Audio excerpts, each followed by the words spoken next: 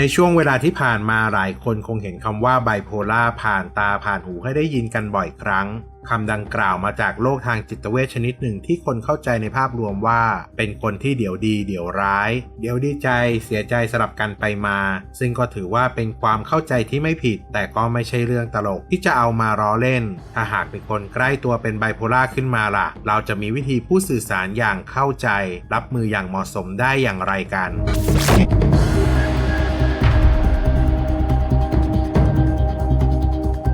โรคอารมณ์สองขั้วหรือที่เราเรียกทั่วไปว่าไบโพล่า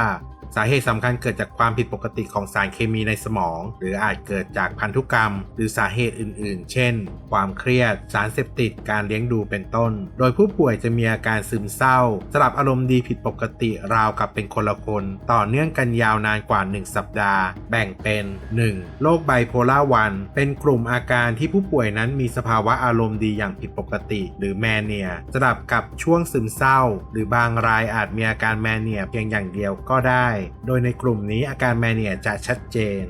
2. โรคไบโพล่า2เป็นกลุ่มอาการที่ผู้ป่วยนั้นมีสภาวะอารมณ์ซึมเศร้าสลับกับสภาวะอารมณ์ดีอย่างไม่รุนแรงหลายครั้งอาจเข้าใจผิดว่าเป็นโรคซึมเศร้าเพราะมีอารมณ์เศร้าที่คล้ายคลึงกัน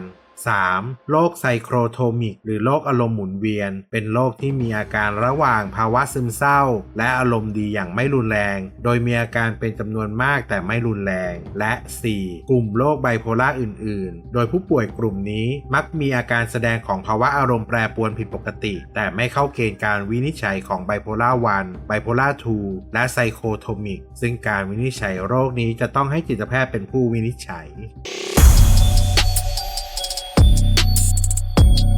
ผู้ป่วยโรคไบโพล่าจะเกิดการแบ่งอารมณ์เป็น2ขั้วอย่างชัดเจนได้แก่ขั้วอารมณ์คึกคักหรืออารมณ์ดีผิดปกติและขั้วซึมเศร้าโดยระยะเวลาในการแสดงอาการของแต่ละขั้วอาจยาวนานหลายวันหรืออาจยาวนานหลายสัปดาห์อารมณ์ของผู้ป่วยไบโพล่าจะมีการเปลี่ยนแปลงเป็นช่วงๆบางคนอาจมีอารมณ์คึกคักก่อนแล้วจึงมีอาการซึมเศร้าขึ้นมาหรืออาจจะสลับกับอาการปกติต่อเนื่องกันไป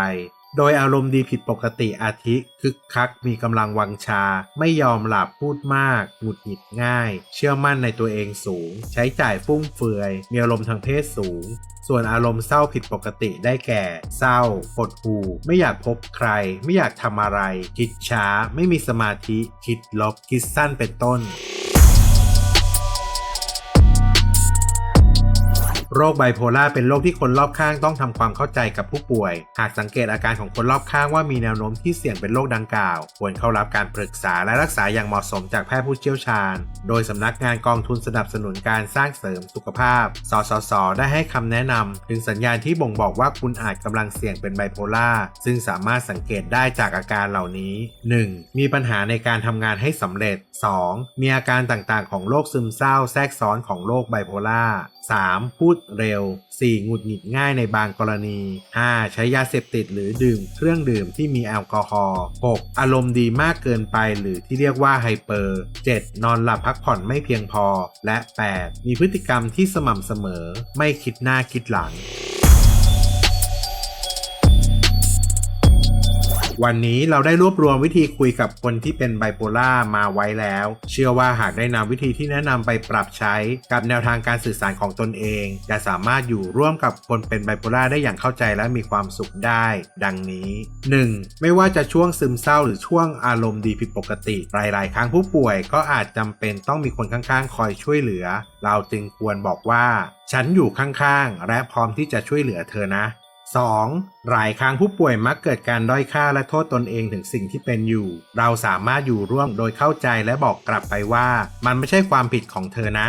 3. ถามและพูดคุยในเรื่องของอาการจะช่วยให้ผู้ป่วยได้ทบทวนตนเองเช่นช่วงเวลาไหนที่เธอมักจะอารมณ์เศร้าและเธอจัดการอารมณ์ยังไงหรือเวลาที่ความคิดแล่นเข้ามาในหัวจนเยอะไปหมดเธอจัดระเบียบความคิดอย่างไร 4. ฉันยังเป็นเพื่อนเธอเหมือนเดิมนะนี่คืออีกหนึ่งวิธีสื่อสารกับคนที่เป็นไบโพล่าเพราะหลายคนจะหลีกเลี่ยงพูดคุยหรือตีตัวออกห่างไม่อยากอยู่ร่วมจนทำให้ผู้ป่วยรู้สึกแย่ 5. หลีกเลี่ยงคำว่าฉันเข้าใจนะแม้วิธีพูดกับคนเป็นไบโพล่านี้อาจจะดูเหมือนเป็นคำที่ดีแต่ก็ไม่เสมอไปผู้ป่วยไบโพล่าอาจเข้าใจผิดให้ลองพูดว่าฉันอยากเข้าใจนะช่วยเล่าให้ฉันฟังหน่อยได้ไหม 6. สะท้อนในสิ่งที่เขาเป็นและประสบอยู่เช่นฉันเห็นนะว่าสำหรับเธอมันคงยากลำบากมากๆแบบนี้จะช่วยให้ผู้ป่วยเข้าใจว่าเรานั้นสามารถรับรู้ได้ถึงความยากลำบากของเขาโดยไม่เป็นการตัดสินหรือตีความจากความเชื่อของตัวเราเอง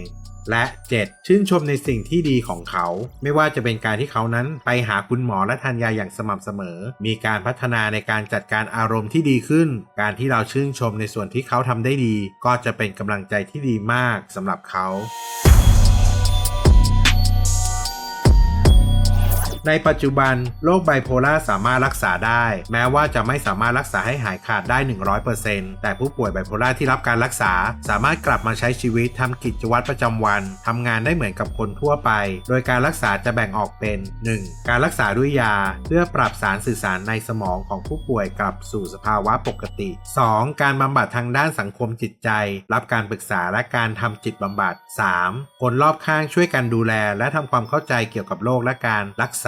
อย่างไรก็ตามผู้ป่วยไบโพล่าที่เข้ารับการรักษาจะต้องปฏิบัติตามแผนการรักษาของแพทย์อย่างเคร่งครัดรับประทานยาอย่างต่อเนื่องขณะเดียวกันคนรอบข้างก็ต้องทำความเข้าใจและให้การดูแลอย่างใกล้ชิดหลีกเลี่ยงปัจจัยที่เป็นตัวกระตุ้นให้อาการกำเริบเพราะโรคไบโพล่าสามารถกลับมาเป็นซ้ำได้ถึง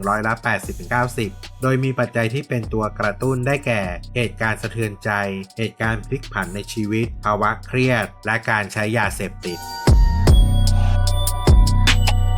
มาร่วมสนับสนุนท็อปนิวส์นำเสนอความจริงได้แล้ววันนี้เพียงกดปุ่ม Super Thanks แล้วเลือกจำนวนเงินตามที่ต้องการได้เลยครับขอบคุณครับ